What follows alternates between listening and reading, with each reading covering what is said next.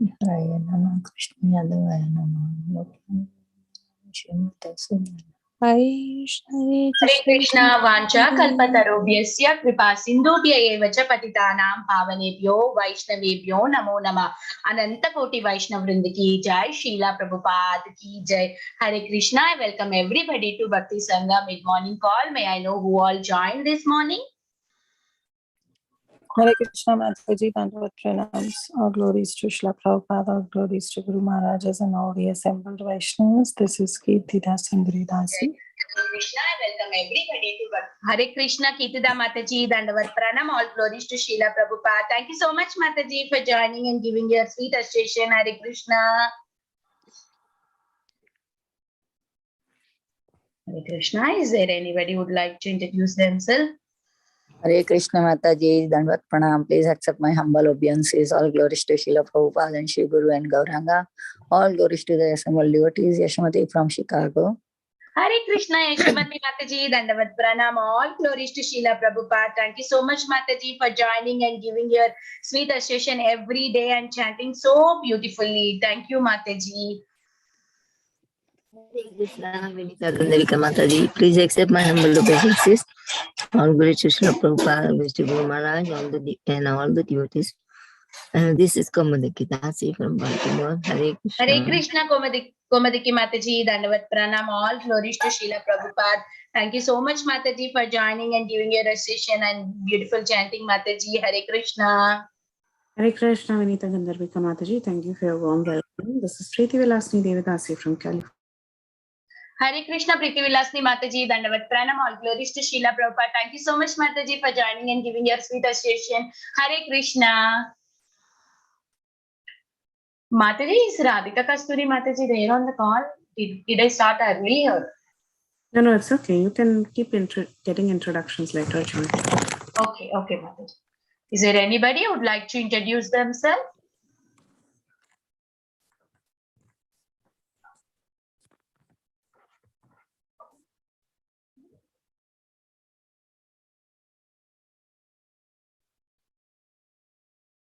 Let me chant for some time until Mataji joins.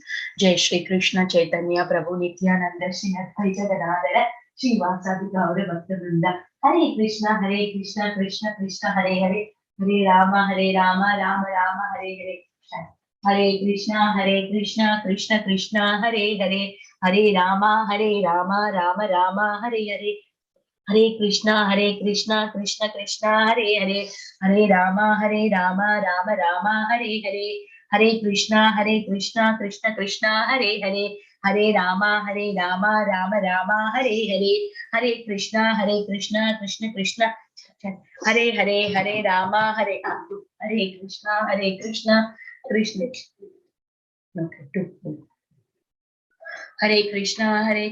Krishna Krishna, Hare Hare. Hare Rama, Rama. Hare Krishna, Krishna Krishna, Hare Hare. Hare Rama, Rama, Rama, Hare Hare. Hare Krishna, Krishna Krishna, Hare Hare. Hare Rama, Rama, Rama, Hare Hare. Hare Krishna, Krishna Krishna, Hare Hare.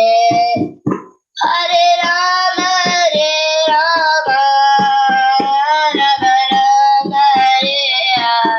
Rama, Hare Hare. Hare Krishna, Krishna Krishna, Hare Hare. Hare Rama, Rama, Rama, Hare Hare. Hare Krishna, Krishna Krishna, Hare Hare. Hare Rama, Rama, Rama, Hare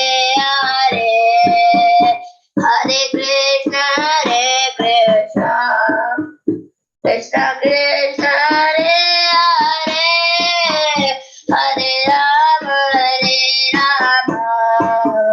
Rama Rama Hare Hare Hare Krishna Krishna Krishna Krishna Hare Hare Hare Rama Rama Rama Hare Hare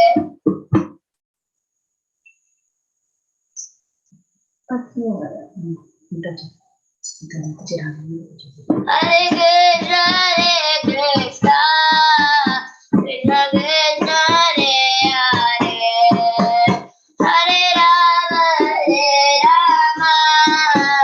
Rama Rama Hare Hare Hare Krishna Hare Krishna Krishna Krishna Hare Hare Hare Rama. Thank you, Mataji. Okay. Hare Krishna, I welcome everybody to Bhakti Sangha Japa conference call. Today we are very fortunate to have Her Grace Radhika Kasturi Mataji to enlighten us on the topic of teachings of Lord Caitanya Chapter 12. Hare Krishna, Radhika Kasturi Mataji, please accept my humble obeisances. All glories to Srila Prabhupada. Thank you so much, Mataji, for your valuable time and association, and nice to see you, Mataji. Hari Bol. Please Hare take over, Krishna. Mataji. Hare Krishna Mataji. Can you hear me? Is that okay for this audio? Yes, Mataji, we can hear you. Okay, great. Thank you, Mataji. Thank you so much. Hare Krishna.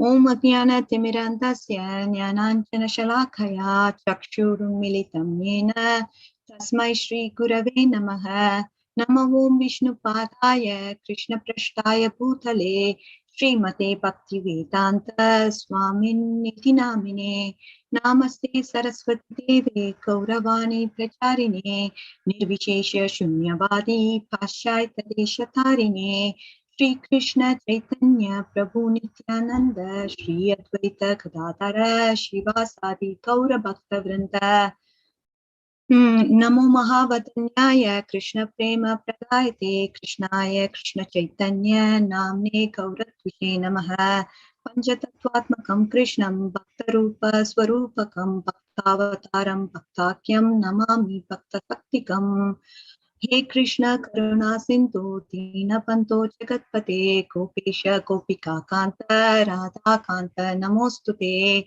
Tapta Kanchana Gaurangi Radhe Vrindavaneshwari Rishabhanu Sute Devi Pranamami Haripriye Hare Krishna Krishna Krishna Hare Hare Hare Rama Rama Rama Hare Hare. First of all, I would like to thank the organizers of this call, Bhakti Sangha, Preeti Vilasini Mataji and Kirti Dasundari Mataji for this kind opportunity, and Vinita Gandharvika Mataji for helping me, helping with the audio. So really appreciate all the opportunity that has been given to me, although I don't feel any qualification as of presenting this Chaitanya Charitamrita, that is the teachings of Lord Caitanya. Devotees have been very kind enough to present this opportunity to me, and I would like to thank the organizers of this call. Secondly, I would like to take blessings of all the associates so that I'm able to speak the relevant words of Srila Prabhupada and Chaitanya Mahaprabhu. Hare Krishna. Thank you all, dear devotees. So my humble obeisances again. Vanchakalpatarubhyasya kripa sindhubhyev cha patitanam pavanebhyo vaishnavebhyo namo namaha. So today we are going to see the chapter 12 again, as it's going to be the continuation from Thursday's class. So we will try to summarize and get an idea of the entire chapter per se. So first of all, we should understand what we are talking about. So Rupa Goswami, he defines the definition of sadhana bhakti, in which there are two categories, where the Vaidhi sadhana bhakti and Raganuga sadhana bhakti. Vaidhi sadhana bhakti is where one needs a constant inspiration to practice bhakti, as it's prescribed by so many rules and regulations. On the other hand, if you look at Rahanuga Bhakti, it is spontaneous attraction to the Supreme Personality of Godhead. That's how both of them are little different. Again, the goal of these two types of bhakti is Bhava Bhakti, which is the development of intense emotions to the service of Supreme Personality of Godhead. And then this obviously is going to this Bhava Bhakti. Where is it going to lead you to? It is going to lead you to Prema. So Bhava is acting as a transition between Sadhana Bhakti and Prema Bhakti. And that is how we execute Sadhana Bhakti. Again, Rupa Goswami, he has many instructions that he has prescribed for Vaidhi Sadhana Bhakti, out of which 64 are the most important items that we need to perform day in and day out. Mataji, sorry to disturb you. If you take off your earphones because it's breaking like anything. Just speak without earphones, Mataji. Sure, Mataji. Is this okay? Hare Krishna. Yeah, this is smoother. Yeah. Okay, this is better. All right. I'll just try to increase the audio and we'd go from there. Is this better, Mataji? Hopefully everybody can hear. Yes, Mataji. Okay. So what I was talking about was, again, Rupa Goswami, he defines the sadhana bhakti in which there are two categories. One is Vaidhi sadhana bhakti, another is Ragadunga sadhana bhakti. And Vaidhi sadhana bhakti, one needs constant inspiration to practice bhakti. And it's prescribed by many rules and regulations as to what to do, what not to do. But again, if you look at it from a Raganuga perspective, this person has spontaneous attraction to the Supreme Lord. And that is how I mentioned that both of them are little different. And then goal of these two types of bhakti again is Bhava Bhakti. This would lead one to Prema Bhakti. So Bhava is kind of acting as a transition between Sadhana Bhakti and Prema Bhakti. So again, Rupa Goswami, he has many instructions that he has prescribed for us in terms of practice of devotional services, but then he collected 64 important items that we need to perform. And 64 items are going to be summed up now as in the form of summary. And we have Nectar of Devotion, which talks about in detail what this is all about. Each Anga is being described by Rupa Goswami in a very elaborate manner. So now we are just going to see the summary of what 64 Angas are. We saw from last class what 10 Angas of Bhakti items for Sadhana Bhakti are. And now in today's class, I'm just going to walk you through from 11th one onwards. So 11 to 20 are the items that should be avoided. Say these are prohibitions. So the 11th one states that you should give up the association of those who are opposed to the Lord. And 12, it says not being attached to making disciples. 13, it says not being enthusiastic for huge undertakings. 14 is avoiding the study of useless books in order to earn living. And 15, not feeling miserable in any material circumstance. 16, not being subject to any kind of lamentation or other extreme emotions. 17, not showing disrespect to the devatas. 18, not giving disturbance to any other living beings. 19, not committing seva aparat or nama aparat. 20, not tolerating the criticism of Krishna, his devotees, those who actually hate them. So these are the 10 Hare Krishna, Mataji. I'm so sorry again. Mataji, are you on the two devices on or? Only one device, Mataji, but do you want me to go to mobile? I can because it's again breaking and we can rehear you in some other device, like some echoing is happening. So I'll maybe log off, Mataji, and log in from my mobile device. I don't know, maybe it's only for me or for others too. It's clear for me, Mataji. Yeah, it is breaking. For me also. Yeah. Hare Krishna. Maybe Mataji, you try from joining from the phone and see, Mataji.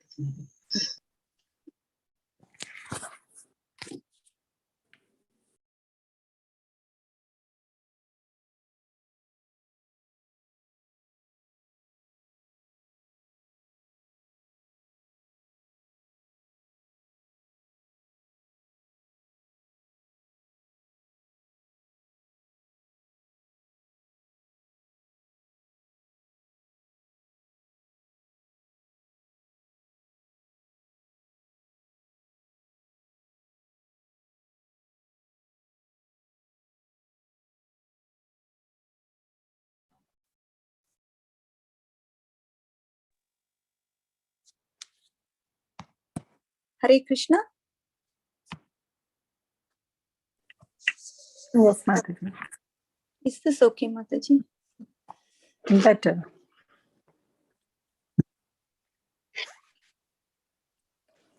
Okay. All right. So let's try.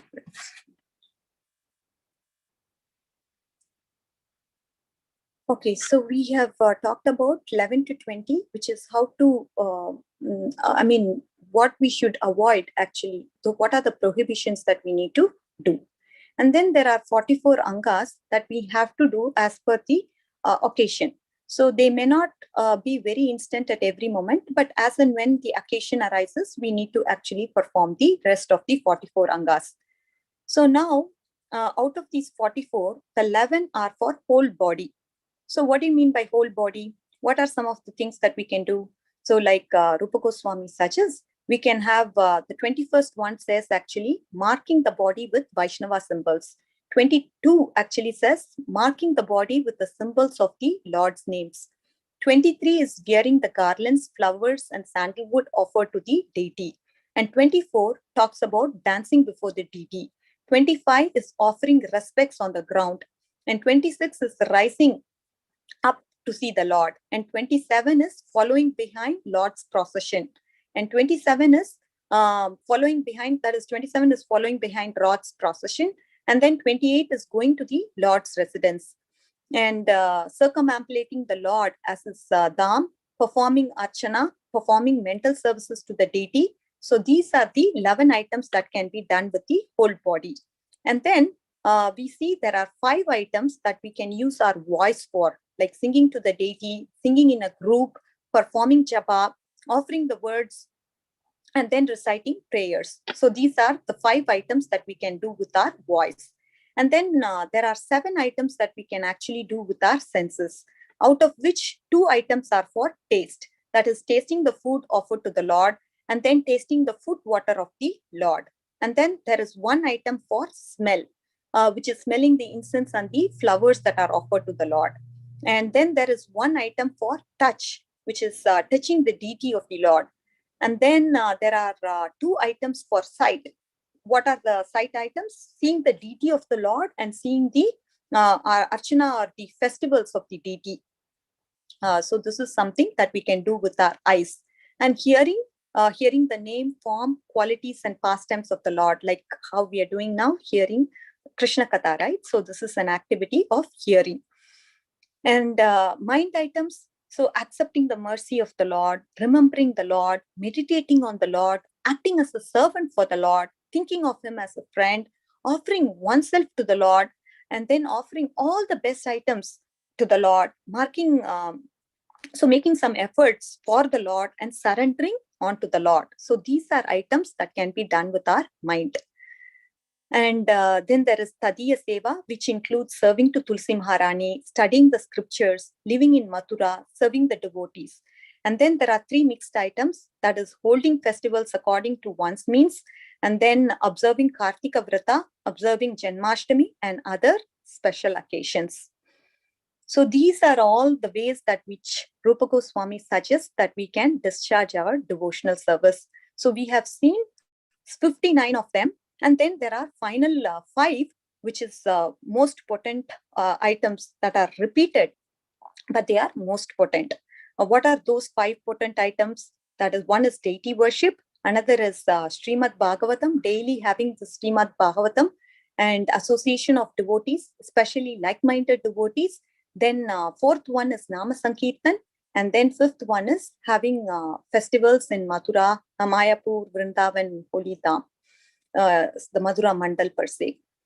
So these are the 5 potent items that Rupa Goswami says. And Srila Prabhupada also built a pillar for these 5 items. As we can see, he has this morning program where there is deity worship that is performed, where we have daily recitation of Srimad Bhagavatam, where we come under the association of devotees and then perform Nama Sankirtan like how we are doing now. And then there is also festivals that are conducted in the holy dhams.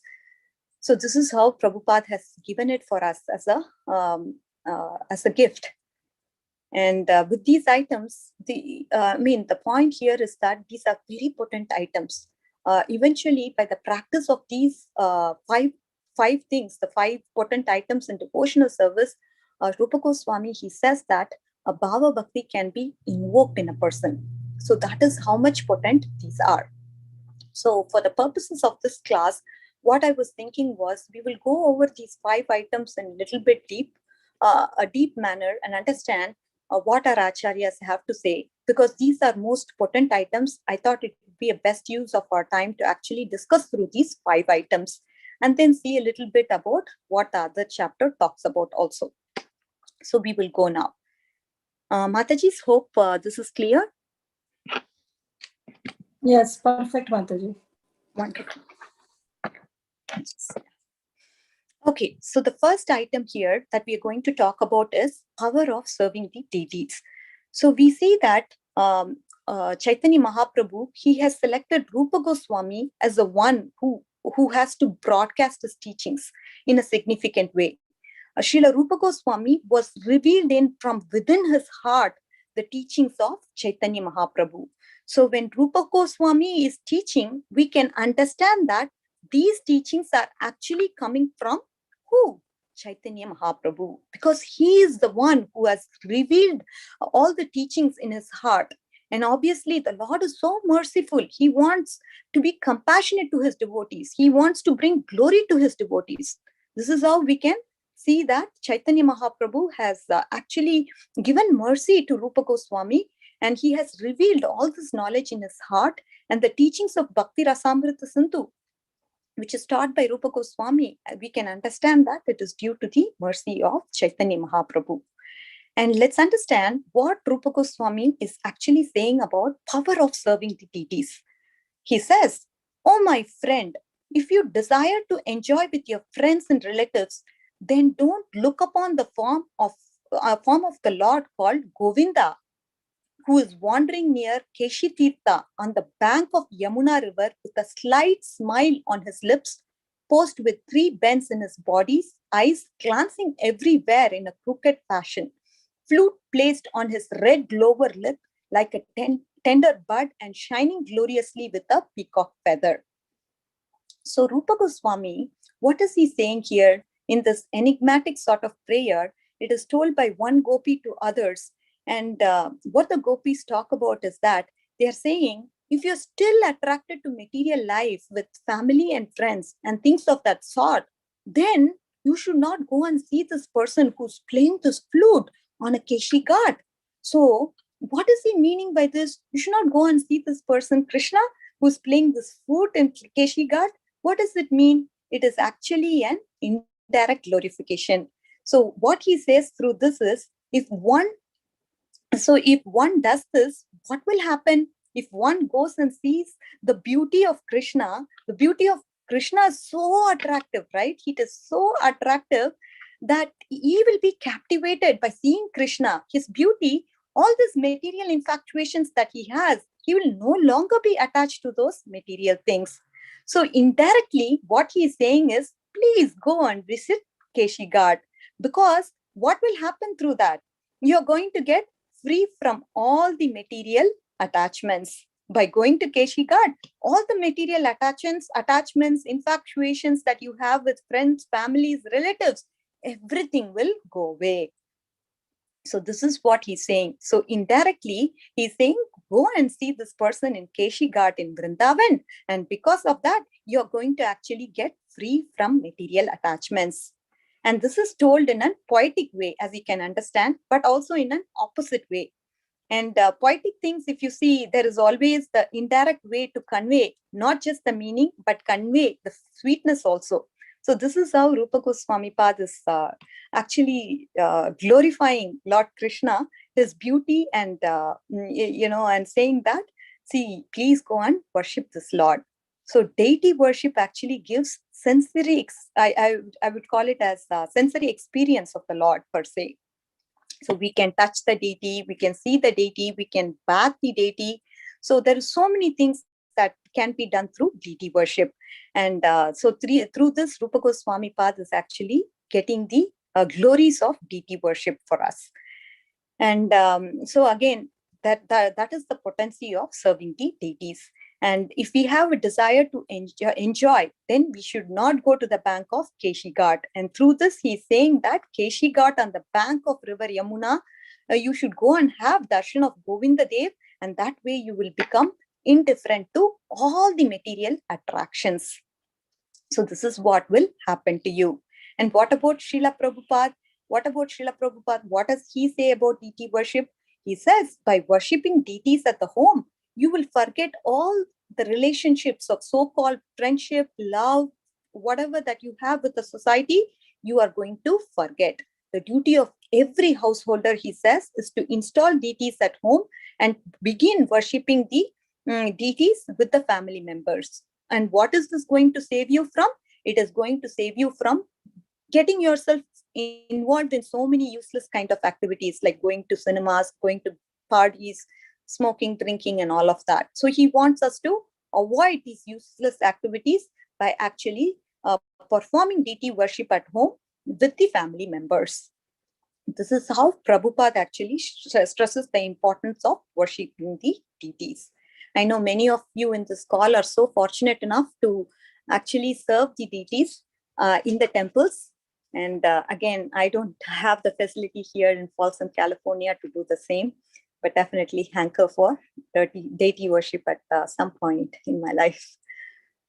So the second one is serving, if you look at the second potent item, it is power of hearing Srimad Bhagavatam. What does Srila Rupa Goswami Pad says with regards to this? It is also a poetic version, very nice and very interesting. He calls us, "Oh idiots, how unfortunate you are.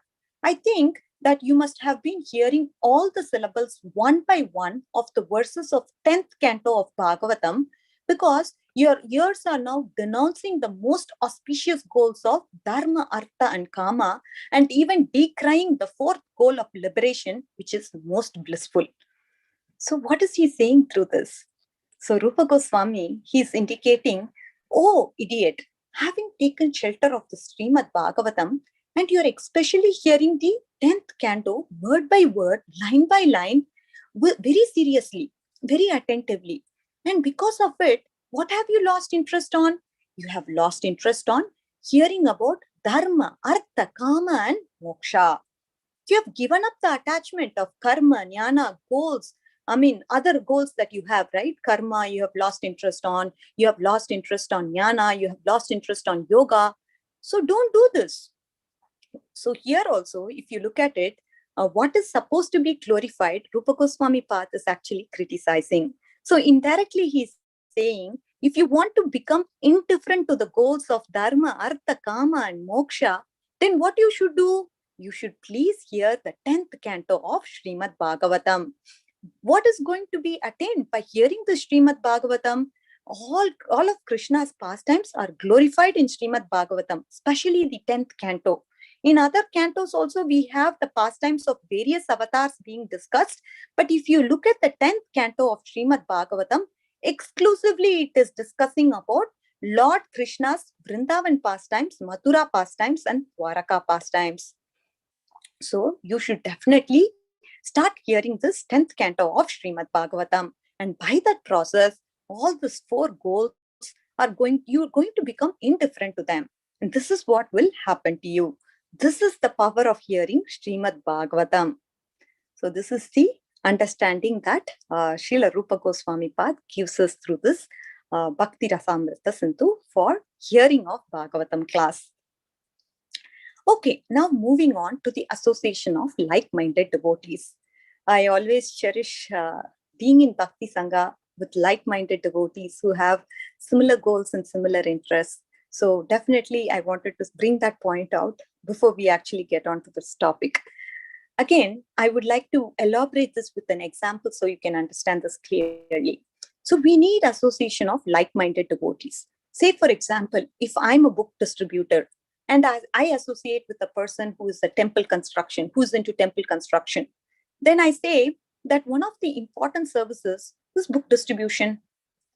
But this person who's into temple construction, he might say, see, after reading books, people have to come somewhere. they have to have some temple, and that is where people will come and people will be attracted, and that is when they will become devotees also. So temple is very important. So there is a conflict, right? Both of them are right, actually. Srila Prabhupada, at different times, he has emphasized different things. Srila Prabhupada, he always encouraged everyone. So when he will be writing to those devotees who are developing a farm community, say in New Vrindavan, at that time he will tell, oh, developing a farm community is very, very important. No service is more important than the development of farm communities, because they are going to be our center.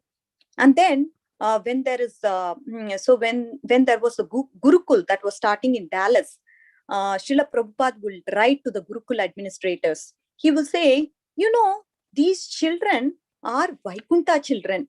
They are not ordinary children. They are Vaikunta children, and they have been sent to us by Lord Krishna himself. And taking care of them is a big responsibility. And no service is more important than this. This is what Srila Prabhupada would say to those Gurukul administrators. And then, of course, when devotees were racing to build temples in India, especially in places like Mayapur or Vrindavan, Srila Prabhupada would say, Vrindavan is the heartbeat of our ISKCON movement. So there is no project that is more important than Vrindavan project. And book distribution is the most important thing that we need to focus on. So this is what Srila Prabhupada would say. So he would say that no service pleases me than distribution. But again, what we need to understand from this message of Srila Prabhupada is that no service is more important doesn't mean that there is no service as important. There is no service more important than this, but there can be many services which are very important like this, right? And all these services that we are doing are going to help us get closer to Krishna. There is no doubt about it. And Srila Prabhupada, he gave different definitions of success for us because we are all individuals. All of us are individuals. So we may be attracted and inspired to fulfill the aspects of Srila Prabhupada's mission and vision in a different way. Some of the devotees, we may be attracted to building temples.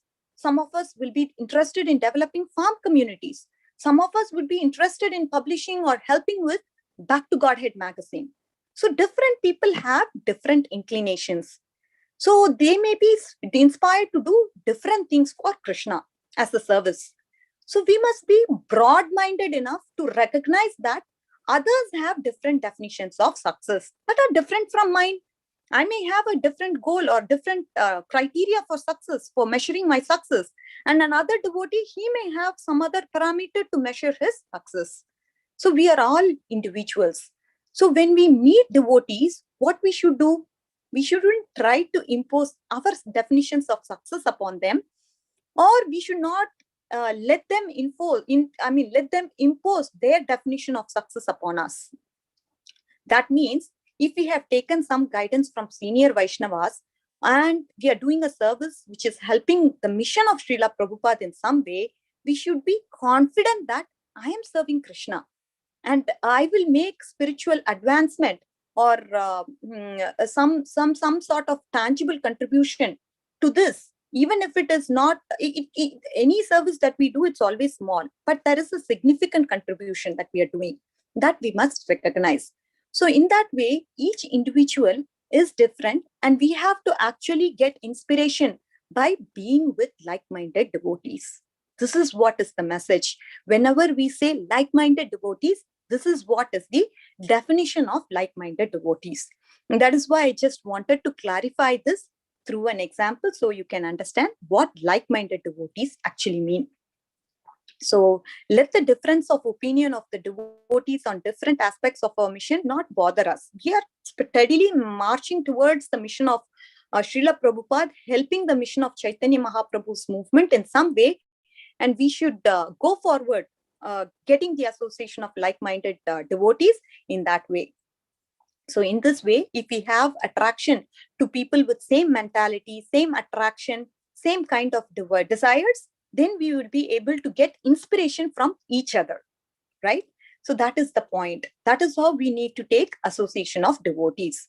and we have to keep marching forward. So this is the message that is being conveyed.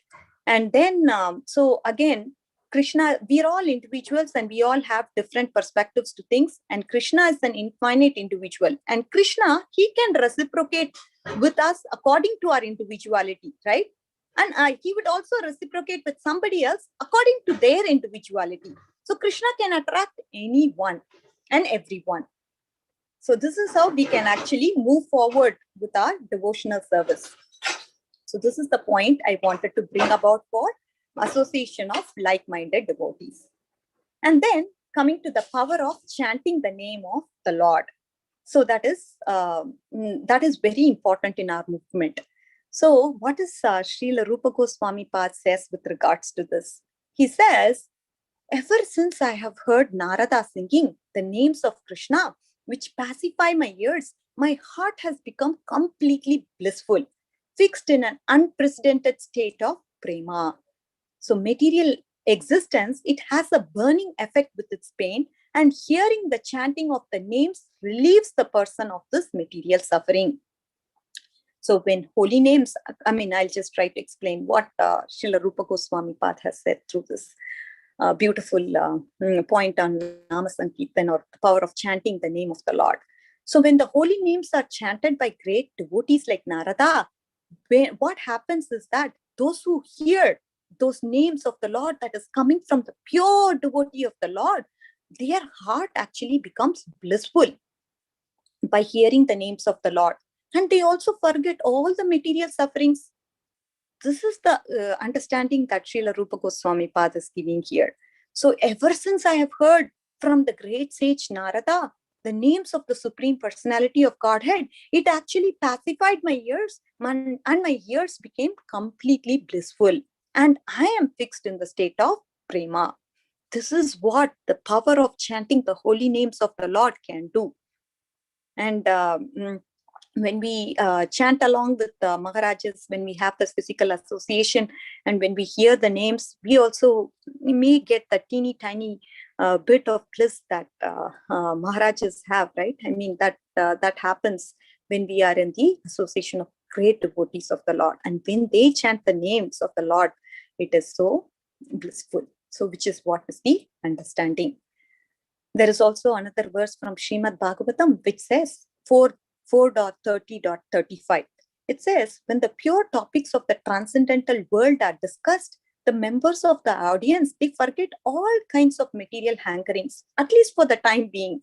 Not only that, they are no longer envious of other people, nor they have any kind of suffering or fear or anxiety. So this is what is the understanding. So at the end of the translation of 4.30.35, Srila Prabhupada, he says, if not completely, but at least during the time when we hear Krishna Katha, all this will manifest. What all will manifest? You'll forget all the material sufferings. You'll no longer be envious of others, and you'll no longer have anxiety. So this is what will happen to you. So if you want to have this 24/7, then you have to keep hearing Krishna Katha all through. Glories of the Lord all through. So he says, for some time you will have this as long as you are hearing it. So if we want to be completely forgetful of all the material miseries this world has to offer, we have to be completely absorbed in the glories of hearing the glories of Lord Krishna. That is how potent the chanting of the names of Lord Krishna is. So it will free us from all these things, which is the understanding. And finally, we are going to talk about Mathura Mandal, right? That includes the 12 forests of all the Vrindavan, Mathura Mandal. So here,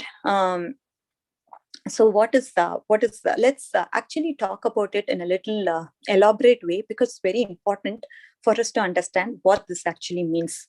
Okay, so when we talk about these items of devotional service, again, specifically, we are talking about residing in the holy dham or looking at holy dhams, right? That's especially the Mathura Mandal.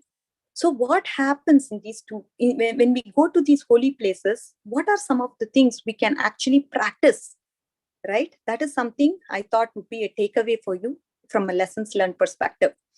There are three aspects to this. So one is the textual description, another is the sensual perception, another is the devotional realization. So what happens is when we combine these three parameters, we are going to get a really potent experience of visiting the Dham. Let me explain what this means. I know I'm trying to be technical here, but I'll try to make it as simple as possible. Don't worry. So the first one is the sensory perceptions. Sensory perception means, say, I want to see those places. Sensory perception is important. I want to see the Dham. Seeing these places are purifying. I want to see River Yamuna. I want to see Govardhan Hill. I want to see the places where Krishna has performed his pastimes. But again, if you think about it, sensory perception is of course important. You want to see, make use of your eyes to see the holy Dham, places where Krishna has performed his pastimes. But then seeing alone is not important. So sensory perception alone is not going to give you that much effect. You should have some sort of textual description, meaning the textual description has to come either by you reading the scriptures. You try to understand, okay, this is the significance of this place, or it could come from a pure devotee of the Lord who's going to take you to the Dham and help you experience that. Okay, this is the significance of this place. This is where this happened. This is where that happened. This is where Krishna engaged. So many things, if you come to know from a devotee, then along with the sensory perception, now we are having this textual description that actually tells about the holy Dham, right? So that's when the devotees, say, for example, we'll just take one example where the devotee goes alone. Of course, he'll have some sort of experience, a sweet experience, because he's definitely visiting the Dham. There is the sensory perception. He's being purified by seeing the Dham per se. He might have got some sweet experience. But then think about the same devotee, if he goes with the association of other devotees, then what's the effect? Then there is kirtan, there is hearing, there is textual description that happens as you go along to the different places in the Dham. So this way, you're actually having a far deeper and richer experience of bhakti, which it becomes more accessible to you. That potency of bhakti, it becomes very, very accessible to you, because right now you are having the sensory perception. You're able to see the Dham, but at the same time, hear about the glories of the Dham. That makes it very, very interesting for you, and you're able to get that component of bhakti in you in a very easy way. And now Chaitanya Mahaprabhu, if you look at him, when he would go to a particular place, obviously when he would just not see the place, he would remember what are all the pastimes that Krishna has performed over there. Of course, those pastimes would flood through his heart. So that's how the thoughts of the pastimes come to him. And of course, we understand Chaitanya Mahaprabhu is the Supreme Lord, and he always remembers those pastimes. Because he is the one who has performed the pastimes. That is true. But he's making us understand what the mood of the devotee should be and what we should imbibe. So same thing will happen to a sadhaka devotee also if he hears about the Dham. So that is what he's trying to exhibit through the mood of a devotee. So when we hear on the scriptures, when we hear about the scriptures and we understand the glories of the Dham, then the effect gets doubled. So of course, Padmasakhi Mataji, she did a great job of walking us through and doing doing the parikrama for us every year. So it's very, very grateful for that. So that kind of helps us. That's where I'm trying to relate, to say that we, apart from the sensory perception, we need to also have this textual description. And when we combine these two with devotion, then that is the ultimate. Right? We should have the devotional attitude. What do you mean by devotional attitude, one may ask? So the devotional attitude means saying you're thankful for Krishna. This is the place where you have uplifted this Govardhan hill and you have descended to this material world. So thank you for it. Thank you for this wonderful performance. Thank you for allowing me to practice devotional service, remembering all the details of the pastime, what all Krishna did, what the Gopas did, what the Gopis did, what Yashodama did during that time of Govardhan, lifting of the Govardhan hill. All this is going to attract us towards the Lord. And this is what is the devotional component. And then what happens is our heart actually becomes filled with ecstasy. So these three parameters have to be there for us to have this potent experience of visiting the Dham, right? So for advanced devotees, there is always saying, whether they are in Vrindavan or outside of Vrindavan, their heart is so much attracted to Krishna. They don't need to have sensory perception. Just when they close their eyes, they are able to recollect all the pastimes of the Lord, and they are able to witness that in their heart. Now, I just like to quote an example of Srila Prabhupada here. Srila Prabhupada, at one time when he was in America, so the devotees, they actually built him a big, when they built a big temple, they also made a big room for Srila Prabhupada. And as soon as Srila Prabhupada came to his room, he said, "Oh, it's very nice. It is looking similar to the room that I had in the Radha Damodar temple. So this room also looks like that." So now, if any of, obviously, Radha Damodar temple, the room of Srila Prabhupada is now managed by the ISKCON devotees. If you look at that room is quite small. And the room that Srila Prabhupada has been provided now is quite big. And the devotees, they were all puzzled. Oh, really? How come Srila Prabhupada is saying this majestic room is looking similar to that of that tiny room in Radha Damodar temple? It's kind of astonishing. It's kind of bewildering. So again, we need to understand the mood of Srila Prabhupada here. So why is Srila Prabhupada saying that these two rooms are similar? Srila Prabhupada was making a point that place where he was going to serve Krishna, this is the place I'm going to serve Lord Krishna. This is the place I'm going to write about Krishna. I'm going to meet the devotees of Krishna. I'm going to speak about Krishna. So this is the place. So he was seeing both these rooms as places for service to the Lord. So his heart was in Vrindavan consciousness all the time. So this is the understanding of Srila Prabhupada's mood when he meant to say, these two rooms are the same for me. Because these two rooms are going to help me propagate Krishna consciousness, help me serve the devotees of the Lord, help me to glorify the Lord, help me to get closer to the devotees of the Lord, to meet the devotees and speak about Krishna Katha. All that is going to be done with this room. It is the facility to enable me to connect with the people of Krishna. Connect with the devotees of Krishna. So this is how he used, he just didn't make the distinctions in terms of materiality per se. Big or small, doesn't matter to him. So this is how an advanced devotee perceives. He sees Vrindavan everywhere. And now, there's in the teachings of Chaitanya Mahaprabhu in this chapter, as we talk about the items or angas of this devotional service, it is mentioned that Maharaj Ambarish, he actually performed all the items of devotional service. He first engaged his mind by fixing on the lotus feet of Krishna. He engaged his words by the power of speaking in describing the transcendental qualities of the Lord. Then he engaged his hands. How was his hands used to?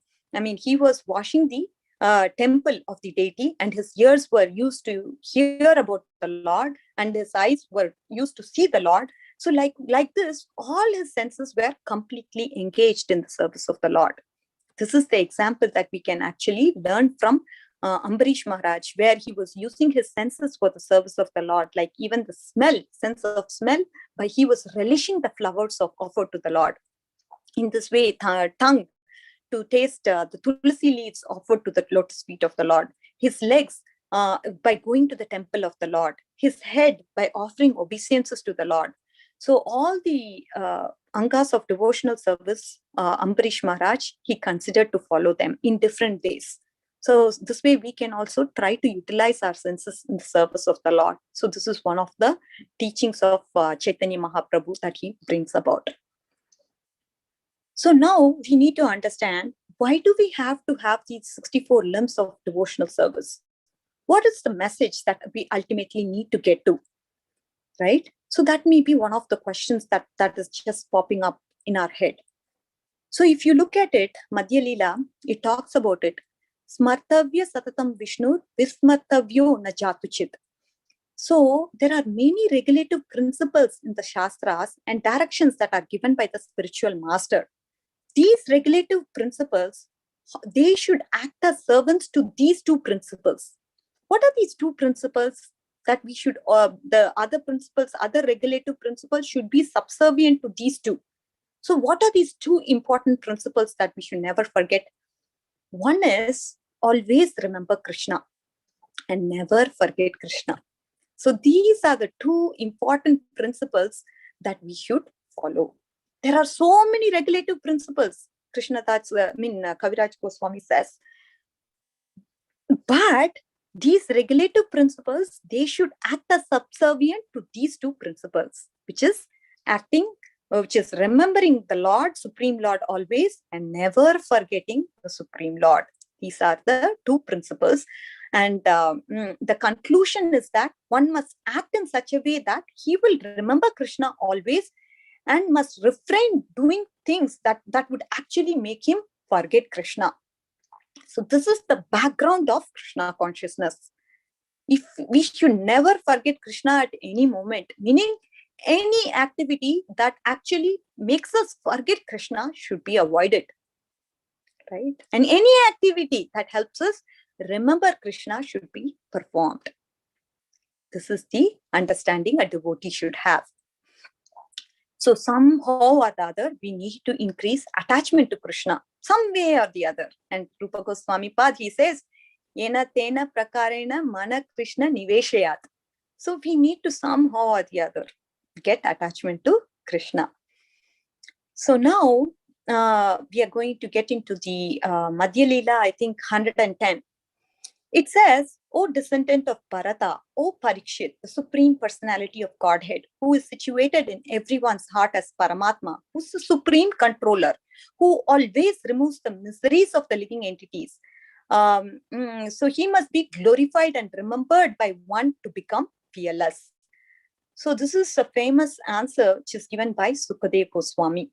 So Maharaj Parikshit, he asked two questions. So he asked, so what is that somebody should do when they are about to die? What is his duty? Somebody who's a normal person in the society, a general man, what is his duty? What should they hear? What should they read about? What should they remember? What should they not read, not hear or remember? He asked those questions to Sukadeva Goswami. In response, Sukadeva Goswami, he responded saying, hear about Krishna, glorify Krishna, and remember Krishna. So this was the instruction that Sukadeva, it's a famous answer that was given by Sukadeva Goswami for the question that Parikshit Maharaj posed. So he asked, the question was, if somebody is going to die, what is the duty? Somebody who's a normal person in society, what is his duty? What should they hear? What should they read about? What should they remember? What should they not read? What should they not remember? He asked those questions. And then as a response, Sukadeva Goswami, he says, just hear about Krishna, glorify Krishna, and remember Krishna. This is what you need to perform.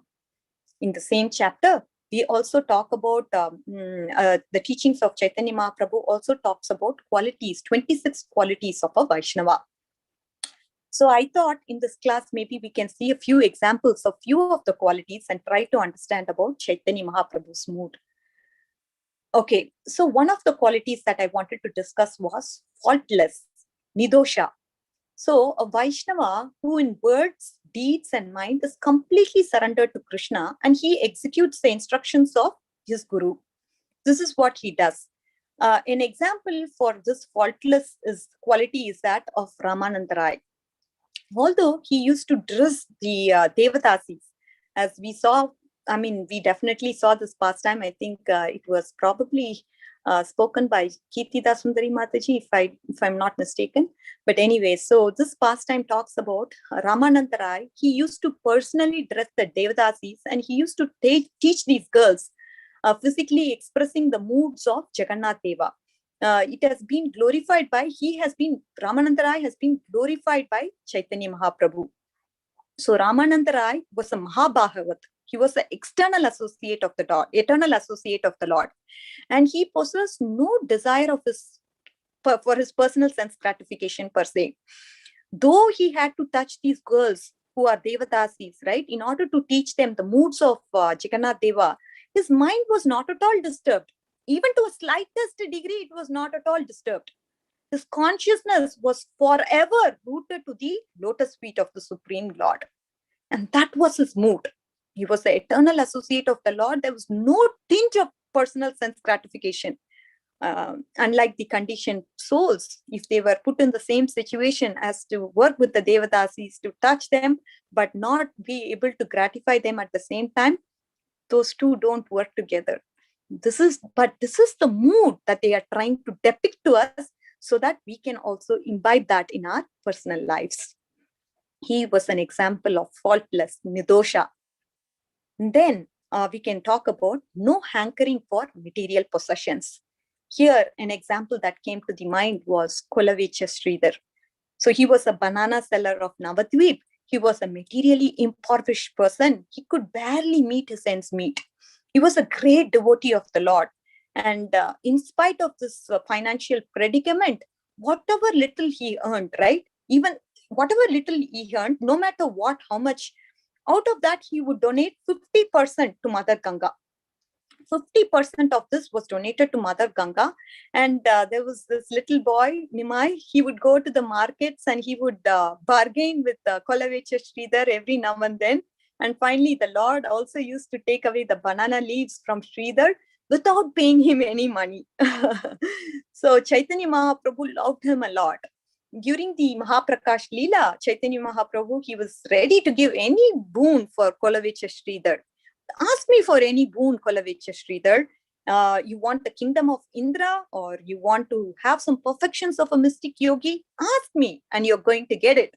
But Sridhar, he did not ask for any kind of opulence or benediction. All he wanted to do was serve the Supreme Lord life after life, and serve Chaitanya Mahaprabhu life after life. And that was the only benediction Kolavecha Sridhar had. So with this, we understand that the devotee of the Lord has no material hankering. He doesn't have any material hankering, or he doesn't want any material possessions. He is happy and satisfied because Krishna gives us so much bliss in the heart of a devotee that he doesn't hanker or need to have any kind of material possessions or material hankering, so as to speak. And then another quality that came to the mind was magnanimity, right? Magnanimous. And who's the example for this? If you look at the example, it's Nityananda Prabhu. And he is no other than the incarnation of Balaram. What did he do? He used to go and beg from door to door, urging the people to chant the holy names of the Lord. He used to roll on the dusty grounds. He requested the people again and again, chant the names of the Lord. Hare Krishna, Krishna Krishna, Hare Hare, Hare Rama, Rama Rama, Hare Hare. The Lord did not mind to become the beggar, right? He just wanted to deliver his children from material existence. And such is the magnanimity of Nityananda Prabhu. He did not mind to be beaten by Jaga and Madai, because delivering the sinful was more important for them than his own comforts. This is what is the lesson that we are learning from Nityananda Prabhu. So how much he has struggled to exhibit that and beg to each of them, saying, chant the holy names of the Lord. He didn't mind being called in so many different names, but all he wanted was just the relief of devotees from material existence. So for that, he was ready to do anything. And that was this magnanimous heart. And this is one of the quality that I wanted to discuss as well. Okay, and now moving on to the theme of surrender. Surrender is a very important concept that we need to understand in a very nice way. Being a devotee, we need to understand, what does the surrender mean? Is it that I just get initiated and I'm done? Absolutely not. So initiation is the stepping stone for us. And surrender actually helps us to understand what is the perspective a devotee needs to adopt and understand. Okay, so let's just look at this briefly. I know that we are running out on time, but I'll just really briefly go through this so you're able to get the point. I know this was discussed in last class. Just wanted to touch on things that Prabhuji did not talk about so that it's not repetitive for you again. So there are 6 symptoms for surrender. One should accept everything that is favorable for Krishna consciousness, anukulyasya sankalpa. And then one should renounce everything unfavorable for Krishna consciousness, which is pratikulyasya varjanam. And one should have faith that Krishna will give him protection, that is rakshishyati vishwasho. And then one should always accept Krishna as his maintainer. And then one should not have, that is goptritve varnam. And one should not have independent desires, which is akama nikshepa. And then one should think himself as a fallen, which is karpanya. Now, first one, anukul means something that is favorable. That means, that is the meaning of favorable. Favorable to what? Surrender is the foundation of bhakti. So spirit soul, he is originally a pure devotee of the Lord, but right now he's in a state where he has forgotten his state of devotion. So we need to revive that. So it has to somehow be revived. And sankalpa means little more than accepting. Means you have to accept in a determined way. So the first principle, which is to accept things favorable for devotional service in your life, you have to actually accept it in a determined way. So that determination is an important key. That is the meaning of anukulyasya sankalpa. Similarly, pratikulyasya varjanam, again, there is a development of thought to that. Unfavorable to the development of our bhakti, meaning we have to also do that in a determined way.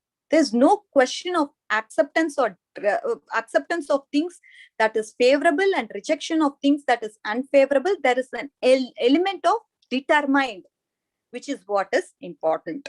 And now coming to the third one, which is rakshishyati vishwasho, right? So we have to have a firm faith that Krishna is going to protect me.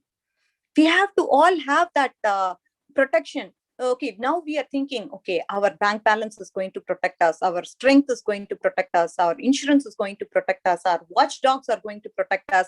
But what is the actual truth? The truth is that Krishna can protect.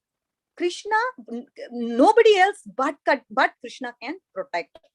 There are 2 beautiful examples that are given from our scriptures to help us understand this principle of rakshishyati vishwasho. So we need to understand this so that we are able to understand the mood of a devotee, right? All these scriptures are helping us understand what the mood of a devotee should be. So now, if you look at the first example, it is the example of Draupadi. We all know the story. I'm not going to go into the story, but there are events that happened in the story which we must be aware of. Draupadi, she was in an assembly hall at Hastinapur. The evil Dushashan, he was actually disrobing her in front of the whole assembly. And when Draupadi is looking at all people in the assembly for protection, nobody could give her protection. She had 5 husbands. All of her husbands were very strong. They were exceptionally strong. But none of them could give her protection. She was looking at each one of them, asking them, are you, with her eyes, she's asking each one of the Pandavas, are you going to protect me? Are you going to protect me? But everywhere she drew a blank line. Everybody turned her down. She then looked at Bhishma, so who's also considered the grandfather, the protector of the entire Kuru dynasty. He's the principal person, and he could not do anything. In this way, all the respectful family members, all the gurus, everyone in the assembly had to give her up and could not protect her. At that time, she realized nobody is going to protect me. I have to protect myself. I have to protect myself. That was her thinking first. So she held on with all her strength. She just held on to her clothes. She realized that her strength was sufficient. So she didn't immediately call for Krishna. She just holded on to her sari with all her strength and then realized this is not sufficient. Then she partially gave up her sari. Okay. And then finally, at one point, she realized, okay, Krishna is the only shelter for me. So she first raised one hand out to call out to Krishna. And the other hand, what is the other hand doing? The other hand is still holding on to her clothes. And she realized, okay, this is not going to help me. This is not sufficient, because with one hand I'm holding it, it's not going to go anywhere. I'm not going to go anywhere with this. And finally she realized, absolute surrender is what I need to do. I can't do this half surrender to the Supreme Lord. That should not be the mentality of me. So what I should do, I should just do absolute surrender. Nothing short of absolute surrender, for depending on Krishna, and Krishna will protect. So she raised both her hands and cried out to Krishna to help her out. And immediately Lord Krishna, what did he do? He incarnated in the form of Sari and protected her. So Draupadi, from Draupadi's example, we understand that Krishna is the one who could protect. Another important point that is there is, not only is Krishna the only one who can protect, the devotee should actually have the faith that Krishna will protect. Krishna will protect. It is important to understand Krishna will protect, that part, right? And that is where the mood of devotee Prahlad Maharaj comes into play. So what is Prahlad Maharaj? What is done to Prahlad Maharaj? He was being persecuted by his father. He was being tortured. He was put into fire. He was pierced by spears and weapons. He was subjected to so much of black magic. He was put into prison, dungeon. So many atrocities were committed upon him. But not once did he ever call out for Krishna to protect him. He didn't call because he knew the Lord is going to protect him anyway. What do I need? Why do I need to call him? He doesn't he know that I need protection now? In fact, he said, if Krishna wants my body to be destroyed, I'm okay. I'm okay for it to be destroyed. No problem. If Krishna, he wants my body to be alive, no problem. If he wants me to survive, so be it. Whatever is the will of the Lord, I'm just going to go with that. So the second part is exemplified. If you look at it, Krishna will protect. That is the point that we are talking about now through Prahlad Maharaj's instance. So first we saw Draupadi's example, and now we saw Prahlad Maharaj's example. Krishna will protect. That is the mood that is exemplified by Prahlad Maharaj. So these are the two characters that from the scriptures that can help us understand this particular point on Rakshishyati Vishwasho, right? So moving on, we have this fourth one, which is Goptritve Varnam Tatha. So you have a firm faith that Krishna is the real maintainer. We sometimes think I'm maintaining the family because I'm the bread, I'm giving bread and butter to the family. All my efforts, you know what, I go work the 8 hours a day and I earn for my family, because of which we have this beautiful house, because of which my family is taken care of. I'm the one who's actually maintaining this family. So this is probably thinking of the conditioned soul. So everyone is thinking I'm maintaining it, and because of me, this entire family is running. But what is the reality? The reality is that Krishna is the one who's maintaining us. And he's not only maintaining us, but the entire creation. Nityo nityanam chetanas chetananam eko bahunam yo vidati kaman. This is what Katha Upanishad says. There are many eternal living beings, but among them, there is one supreme eternal conscious being who's maintaining all other beings according to their karma, which is what Katha Upanishad says. So it is Krishna who's actually maintaining everyone. No one else. Everybody else is subsidiary maintainers. We can say that. But Krishna is the main person who's actually supreme maintainer, who's actually maintaining everybody else. Krishna may empower us to maintain on his behalf, but we think I'm actually maintaining it, and that ability to maintain somebody is coming from Krishna. But we forget that is because of Maya. There is a beautiful story which is which I thought was very relevant here, and I'll just not get into all the intricacies, but I just convey the point through the story really quick. So this is the story of Sridhar Swami. He's a legend. We all know he's the commentator of Srimad Bhagavatam and very, very dear to Chaitanya Mahaprabhu. And so I'm just going to give you a little bit about him to help us understand this example.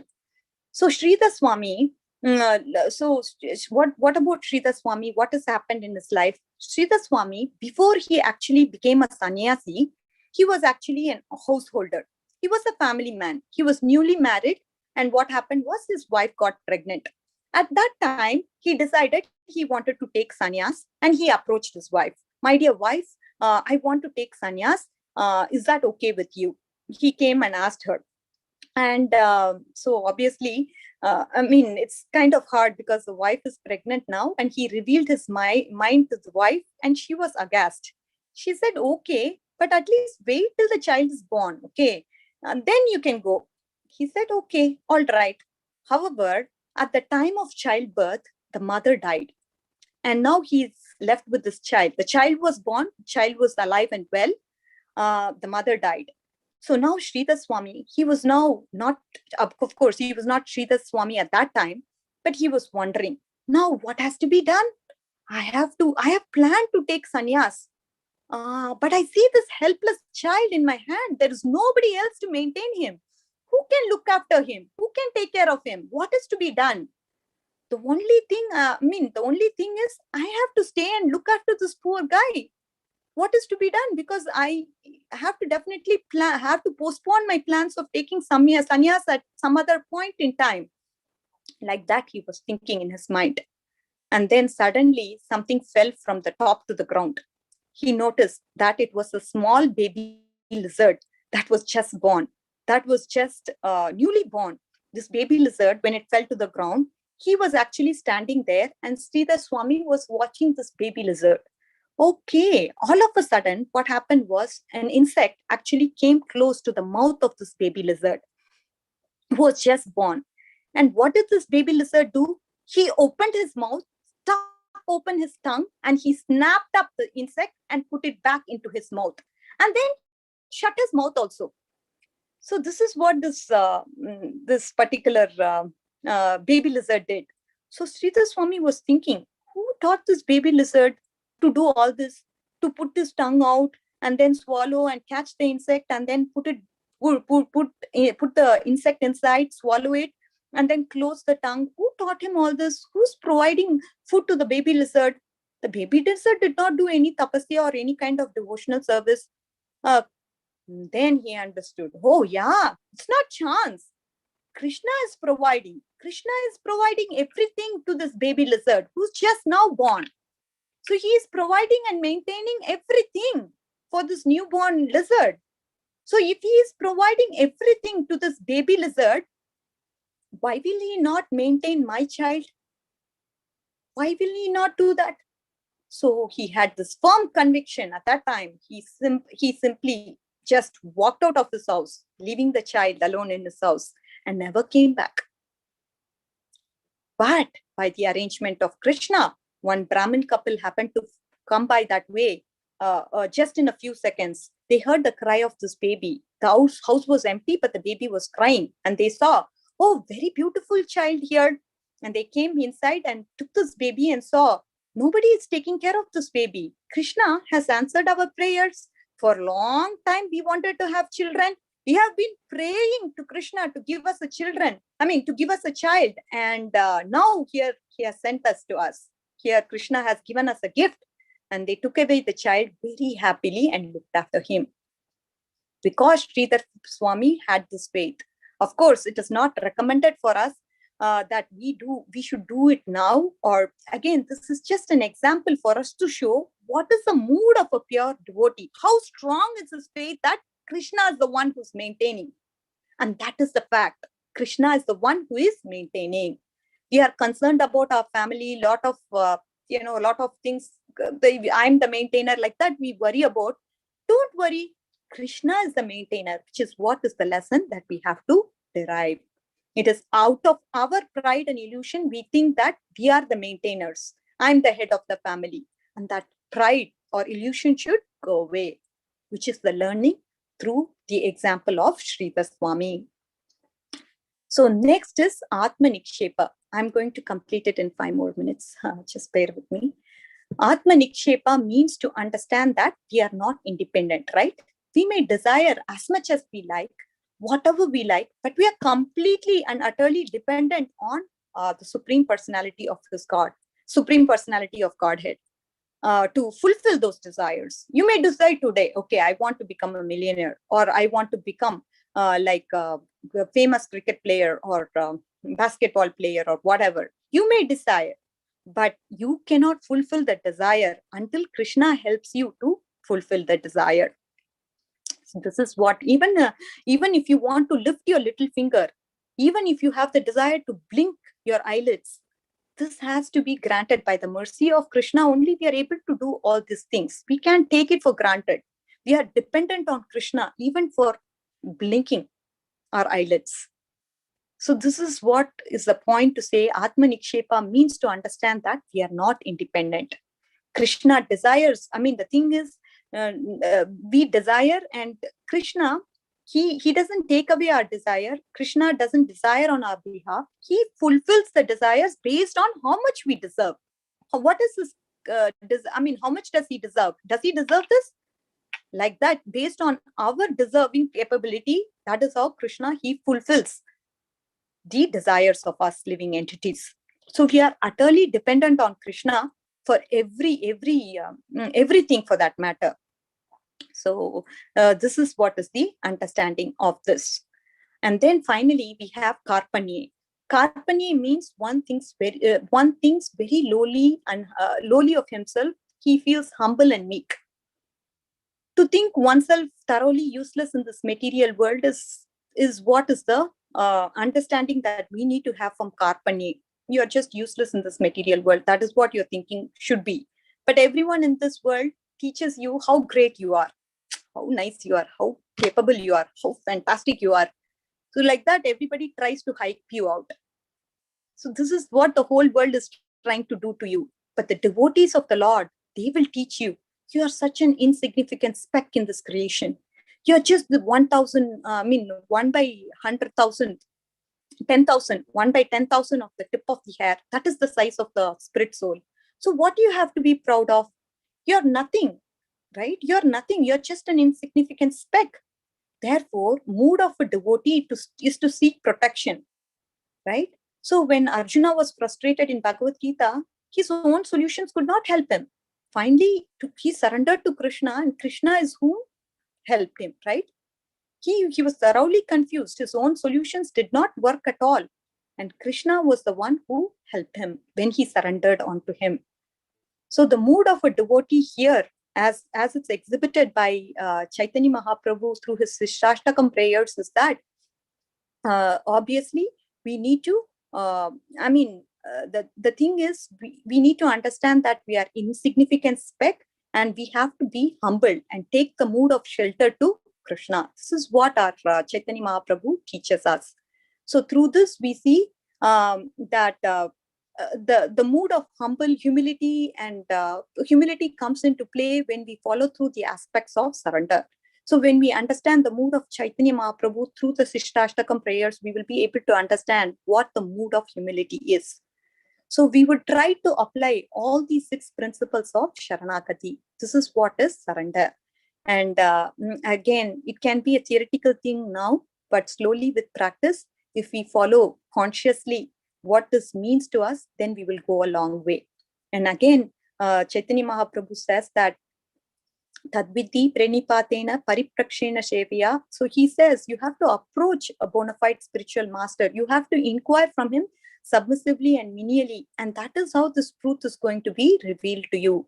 So it's very important for us to have a spiritual master who can help us guide and track our development, guide us, inspire us, encourage us to point out our pitfalls.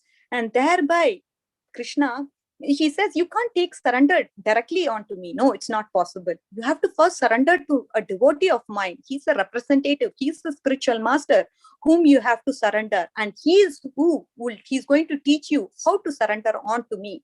And you just have to follow by his words. So this is what we need to do.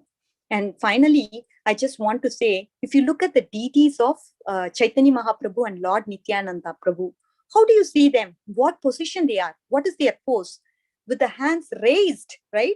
They have their hands raised. Why do they have their hands raised? Surrender, right? What happens in a war? Have you, have you seen? So when you were a child, you must have seen some movies. When the enemy soldiers, he takes a gun and he says, he hands up, or he says, he just points a gun at you and he tries to shoot you.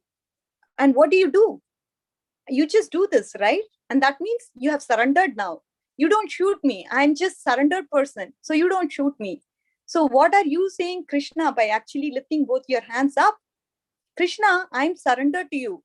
Please, I just want to take shelter of you. I don't want Maya to attack me. I don't want to be subjected to the sufferings of this material world anymore. I'm completely surrendered onto you. I want to surrender to you, so I'm raising my hands. So this is what a devotee does. He's seeking shelter of the Lord utterly. And the devotee at a very high level, he would say, Ashlishyava Padaratam Pinastumam, right? He says, you are my Lord unconditionally. In any circumstance, whatever you do to me, you embrace me, you kick me, you do whatever you want with me, I'm fine with that. My love to you is unconditional and it does not depend upon what kind of transaction we both have. He simply accepts Lord's mercy. Whatever the Lord does to him, he is okay with that. That is the mood of the gopis, exemplary devotees, advanced devotees, how they are actually exhibiting the mood of surrender. So surrender also has different levels. But then we need to make sure that we slowly climb up the ladder of surrender and surrender to the movement of Srila Prabhupada and Chaitanya Mahaprabhu. And there are also qualities of sadhu that are described, which I'm just not going in because of the lack of time. But it was a great feeling for me to actually deliver this class about the teachings of Chaitanya Mahaprabhu. I'm totally indebted to Preeti Vilasini Mataji and Kirtida Sundari Mataji for giving me this kind opportunity. Chaitanya Mahaprabhu ki jai, Srila Prabhupada ki jai. Hare Krishna. Thank you, dear devotees, for patiently listening to me for such a long time. I'm sorry for the audio trouble that we had initially in the beginning, but hopefully it worked out with my phone. Thank you so much. Hare Krishna. Hare Krishna, Mataji. Thank you so much, Mataji, for such a beautiful, beautiful class. Very grateful to you, Mataji. Nicely elaborated everything, how did you worship, and also every devotional service is very, very important. Visiting the Holy Dham, everything, Mataji. And as you said, Srila Prabhupada has given this one as a basic for our morning program, so that we nicely practice these 5 and be always fixed in our Krishna consciousness. And Kalavacha Sridhar example, and also Ambarish Maharaj, all the examples that you have told, this was very nice, Mataji. Thank you so much.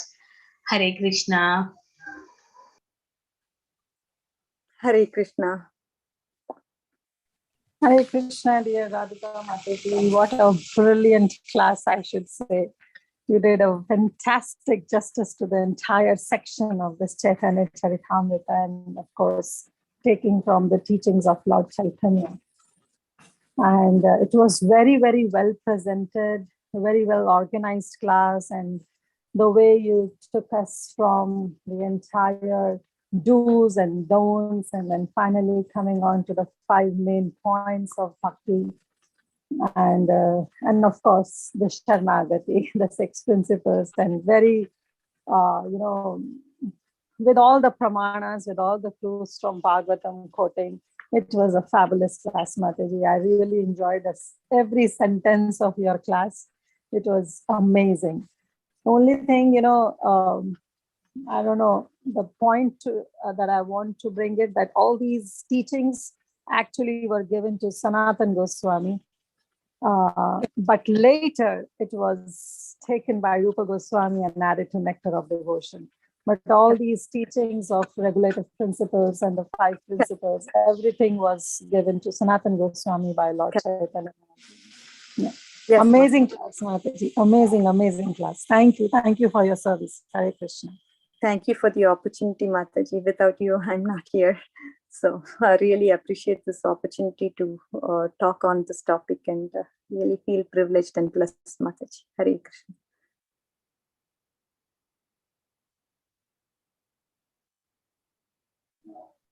Hare Krishna, is there?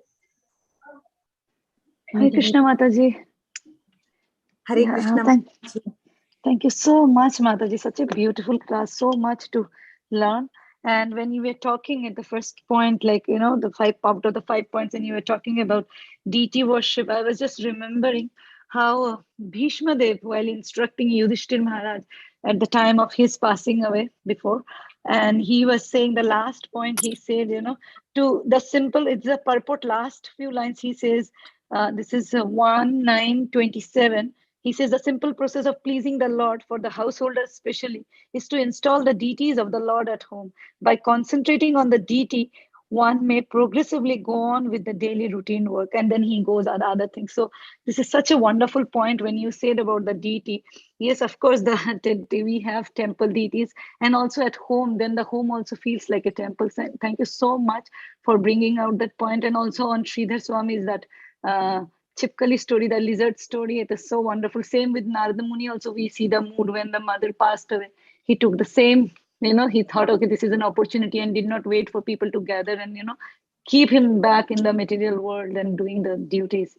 So thank you so much, Mataji. So many points, so many realizations you shared. Very, very grateful, Mataji. Thank you. Keep giving your association, Mataji. Hare Krishna, Dandavat Pranam. Thank you, Mataji. You've been a very sincere listener. So motivating and inspiring. Lot learned from you, Mataji. Thank you so much. And beautiful analogies that you quoted perfectly make sense. Thank you. Hare Krishna, Radhika Kasturi Mataji, what an amazing class. It was so absorbing, each of these examples, and the way you explained them from your heart. Everything was so beautiful. I was really absorbed when you were talking about the Sharanagati verse, explaining it with examples. And you really, really did an amazing job. So much justice to this chapter, Mataji. So grateful to you. Everything was so beautiful. Even the elements of devotional service, even that section was covered so beautifully with fantastic examples. Thank you so much, Mataji. Really beautiful class. Hare Krishna. Thank you, Mataji. Thank you so much for an opportunity. It was a pleasant surprise for me when you texted. It was an aha moment for me, and you made my day. You were actually in my thoughts when I was talking about Sharanagati. For some reason, especially the maintenance part, I was just thinking about you and completely reminded of you. So you were definitely in my thoughts, Mataji, when I was actually specifically talking about Lord being the maintainer. Hare Krishna. Hare Krishna, Radhika Mataji, Koti Koti Dandavat Pranam. Srila Prabhupada, Srila Gurudev, Shri Radha Gopinath ki jai. As usual, Mataji, such a potency in your class that we can cooking prasadam, but somehow write down some point, Mataji. You are explaining about the Amrish Maharaj Nauda Bhakti and the two principles. Always remember Krishna and never forget Krishna. And this example is touched to our construction of temple. Some Vaishnava are construction on temple, and some are book distribution, and some are in other seva. All this seva is given by Srila Prabhupada, and by the Srila Prabhupada blessing. And you explain about the two questions asked by the Amrish Maharaj. I will take only 2 minutes. It's difficult to explain whole class in 2 minutes. Yeah. Able to die, those person is going to die. What is the duty of that Vaishnava, and what is that mood that time that answer is given hearing Krishna Katha, glorifying Krishna Katha, and remembering Krishna. Then you explain about the no material hankering, and then 26 quality of Lord Krishna, then faultless service of Ramananda, and his race is like a Devta, and he is worship Lord Jagannatha, and he's like a Chalta Firta Mahabhagavad.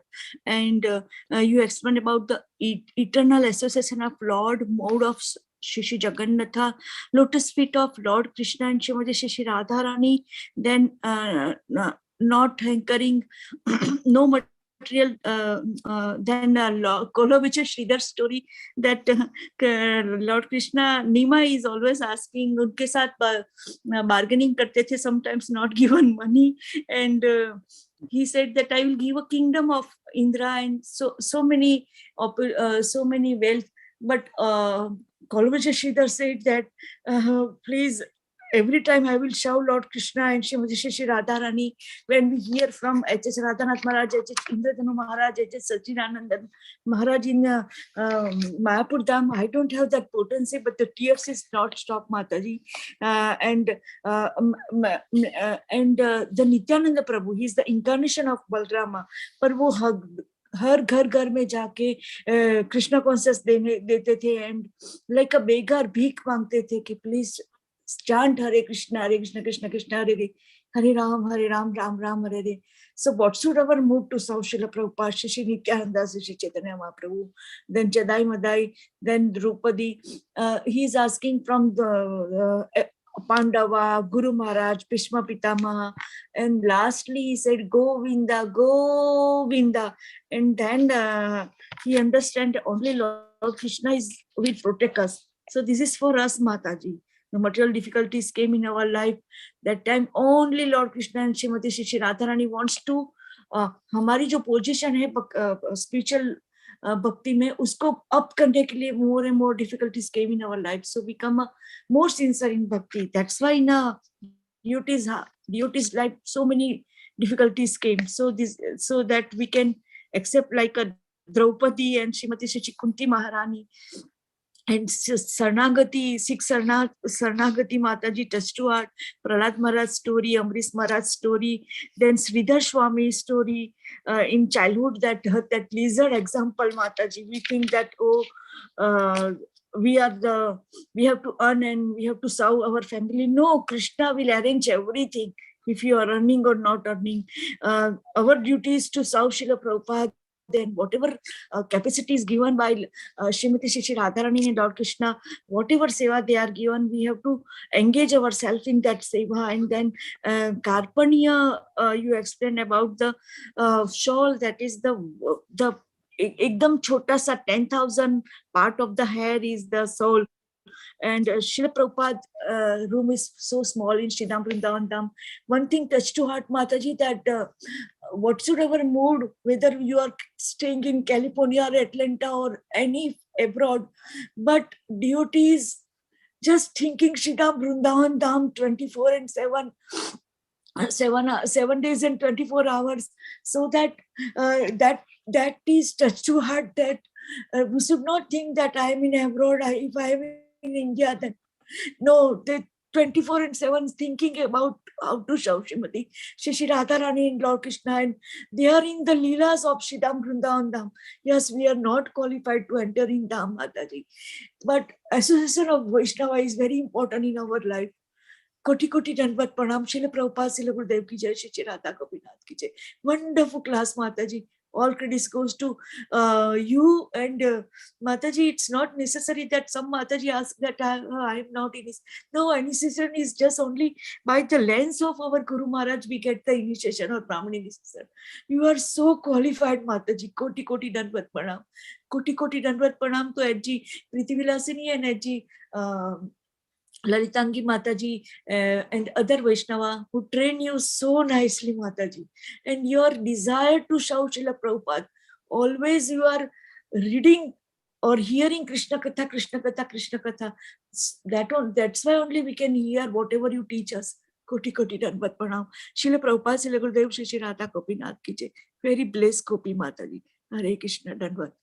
I'm blessed, Mataji. I'm blessed to have your association of a devotee like you, who's always hankering to hear more and more Krishna Katha. I mean, your words are so inspiring, and you are saying you're cooking, but you probably summarized the entire class with so much attention. You're listening. That's the potency of hearing, Mataji. And thank you so much for your.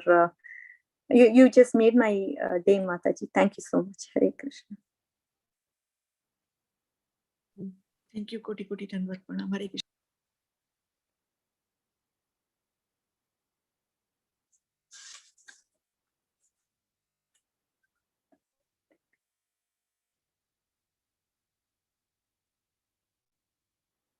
Hare Krishna, Radhika. Very beautiful class.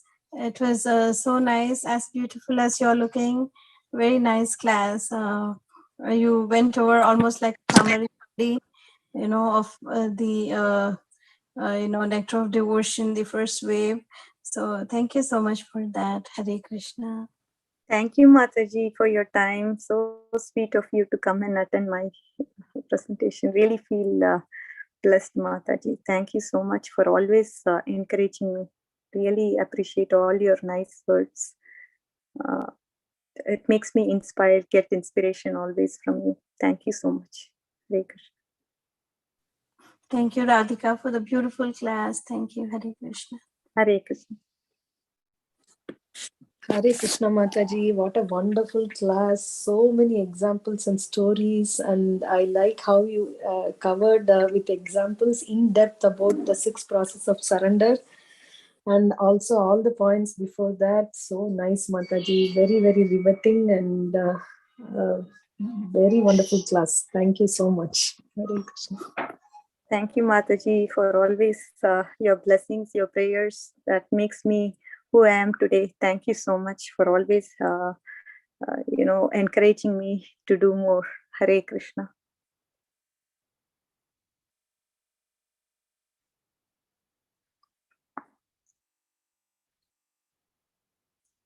Okay, dear devotees, are there any quick questions or comments? Radhika Kasturi Mataji, are you able to see the chat things, or do you want me to read out? No, Mataji, I'm good. Thank you. Okay, thank you. So, thank you everyone. With all your permission, then we can.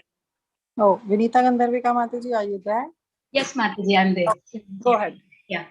Okay, Mataji, if there are no more questions, we can end the call here. I would like to offer my obeisances to Mataji and all the Vaishnavas assembled on the call.